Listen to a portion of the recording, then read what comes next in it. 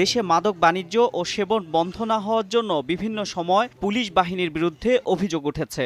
বাহিনীর কারো কারো কারসাজির কারণে মাদক মামলার আসামিকে বিচারের মুখোমুখি করাও সম্ভব হয় না। এবার স্বরাষ্ট্রমন্ত্রী জানালেন, এমন অভিযোগ প্রমাণ হলে ছাড় দেওয়া হবে না পুলিশ সদস্যদেরও।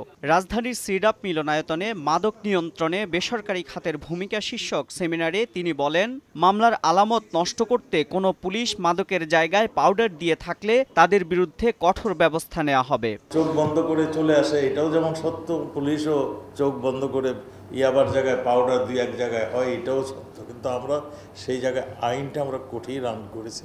স্বরাষ্ট্রমন্ত্রী বলেন, সব ধরনের সরকারি চাকরির জন্য ডোপ টেস্ট করার উদ্যোগ নিয়েছে সরকার। আমাদের পুলিশ, আমাদের বিজিবি, যেই সব জায়গায় আমরা ডোপ টেস্টের প্রচলন রয়েছে। আমরা সর্বস্তরে যেন ডোপ টেস্ট চলে, আমরা সেই ব্যবস্থা আমরা এটাও চিন্তা করছি। দেশে মাদক নিয়ে কত টাকার বাণিজ্য হয় তা জানতে মাদক নিয়ন্ত্রণ অধিদপ্তরকে গবেষণার নির্দেশ দিয়েছেন স্বরাষ্ট্রমন্ত্রী।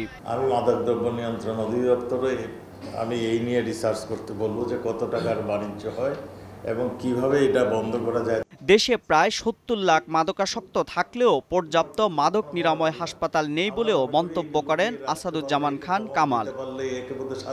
এমআর আমিন, সময় সংবাদ, ঢাকা।